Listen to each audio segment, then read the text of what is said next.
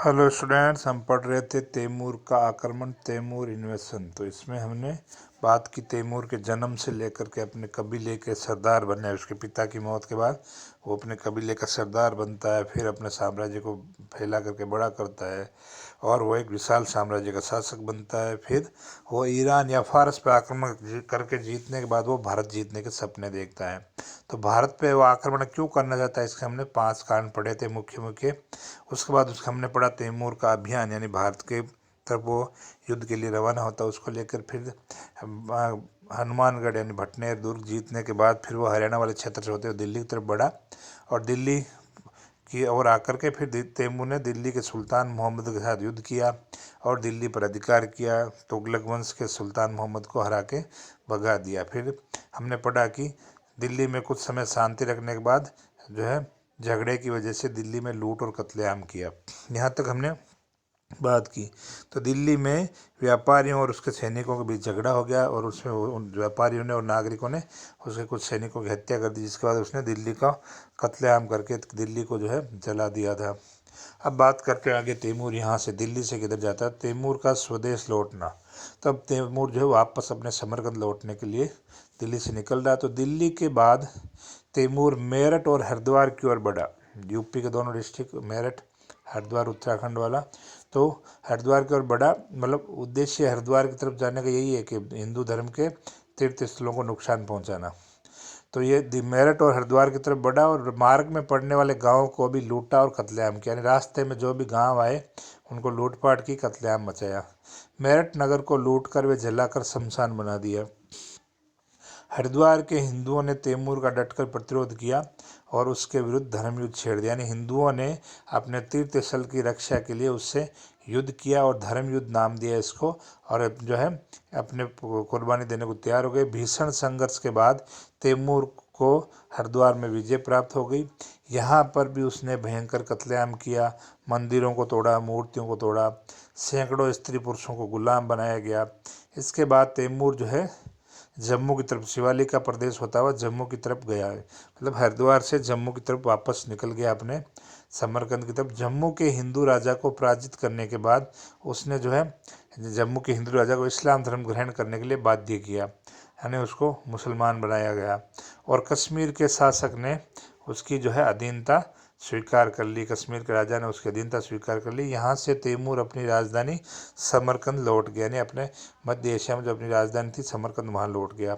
लौटते समय उसने खिज्र खां सैयद, अब ये खिज्र खां सैयद को लाहौर, मुल्तान और दीपालपुर आदि जो पंजाब का क्षेत्र जो उसने जीता था उसका सूबेदार नियुक्त कर दिया। तो ये खिज्र खां सैयद आगे चलकर यही जो है 1414 ईस्वी में सैयद वंश की स्थापना करेगा ना।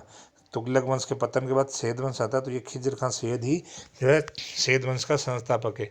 लेकिन सैयद वंश और लोधी वंश जो है हमारे सिलेबस में नहीं है और इनका ज़्यादा महत्वपूर्ण को योगदान रहा नहीं, इसलिए भारतीय इतिहास में सैयद वंश और लोधी वंश को ज़्यादा नहीं ध्यान दिया जाता है इसके ऊपर।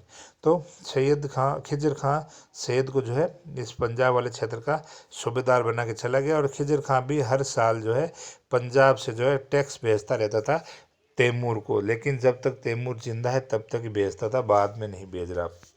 तैमूर के आक्रमण के परिणाम की हम बात करते हैं। तैमूर ने भारत पर आक्रमण और विजय के बाद उसके समरकंद साम्राज्य का विस्तार पंजाब तक हो गया, यानी वो पंजाब तक उसका राज्य फैल गया। इससे तैमूर की गणना जो है विश्व के बड़े विजेताओं में होने लगी।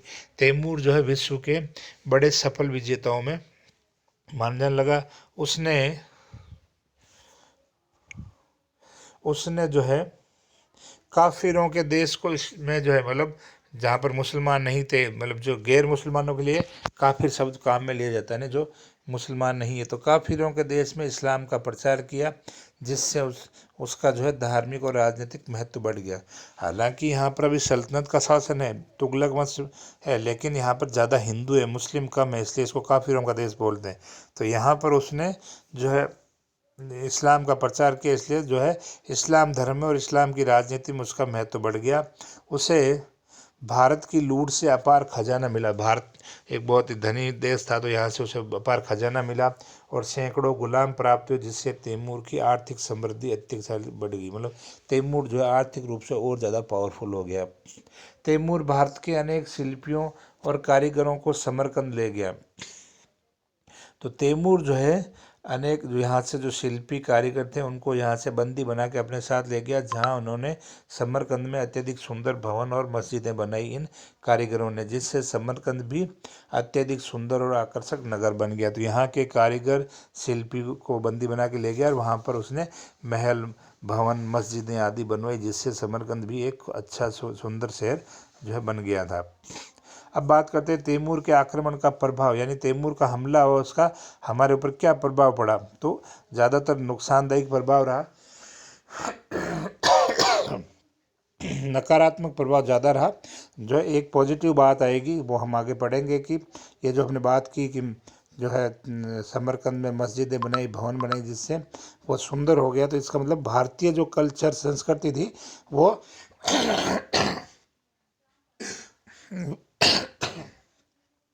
मतलब भारतीय संस्कृति विदेशों में फैली, मतलब ये जो कला थी वो विदेशों में फैली, वो एक सकारात्मक प्रभाव रहेगा। तो पहले हम बात करते हैं राजनीतिक प्रभाव की, पॉलिटिकल इन्फ्लुएंस है ना, इफेक्ट जो भी।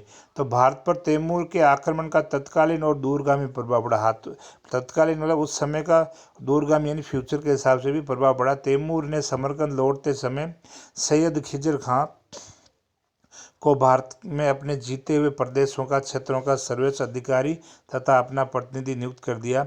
खिजर खां तैमूर को अपना स्वामी मानता था और पंजाब से वार्षिक कर भेजता रहा, लेकिन तैमूर की मौत के बाद इसने अपने आप को स्वतंत्र घोषित कर दिया, यानी सैयद वंश की जो है घोषणा कर दी। सैयद वंश नया बना लिया, तैमूर के उत्तराधिकारियों को कर नहीं भेज रहा है। ये तैमूर की मौत के बाद ये भी स्वतंत्र हो गया, लेकिन तैमूर के वंशज इस बात को भूल नहीं पाए। तो तैमूर के बाद में जो थे, तैमूर की मौत के बाद उसके परिवार वाले जो वंशज थे वो ये बात मानने को तैयार नहीं थे। उनको था कि ये क्षेत्र हमारा है और तुम्हें जो है कर भेजना चाहिए, ये क्षेत्र हमारा, इसका दावा फिर बाबर करता है।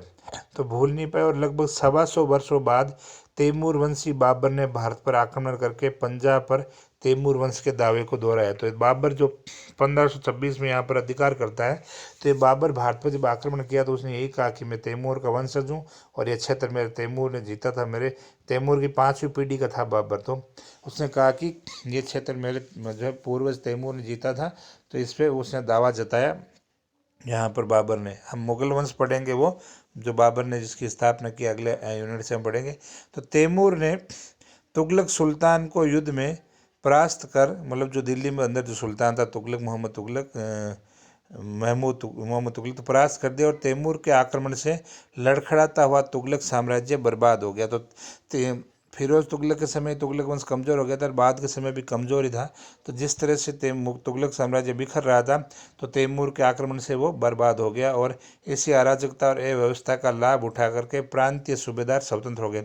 हम एक अभी टॉपिक पढ़ेंगे अगला इसके बाद में कि प्रांत एक एक करके जो दिल्ली की सल्तनत से स्वतंत्र हो रहे हैं। तो स्वतंत्र हो गए और संपूर्ण भारत छोटे छोटे राज्यों में बट गया, विभक्त हो गया, जिससे भारत की राजनीतिक एकता छिन्न भिन्न हो गई। तो भारत जो है एक देश, संपूर्ण देश के बजाय छोटे छोटे टुकड़ों में, राज्यों में बट गया। आर्थिक रूप से बात करते हैं, इकोनॉमिक इन्फ्लुएंस की, आर्थिक प्रभाव की। तो तैमूर का आक्रमण भारत के लिए एक अभिशाप सिद्ध हुआ, क्योंकि इसने चारों ओर विनाश ही विनाश किया, कुछ अच्छा नहीं किया, जिससे भारत की अर्थव्यवस्था को खोखला और प्राणहीन बना दिया। तैमूर की लूटमार के कारण समृद्ध और संपन्न गांव नगर पूरी तरह बर्बाद हो गए। दिल्ली का ऐतिहासिक गौरव और शान शौकत नष्ट हो गई, यानी दिल्ली को जला के जो नष्ट कर दिया।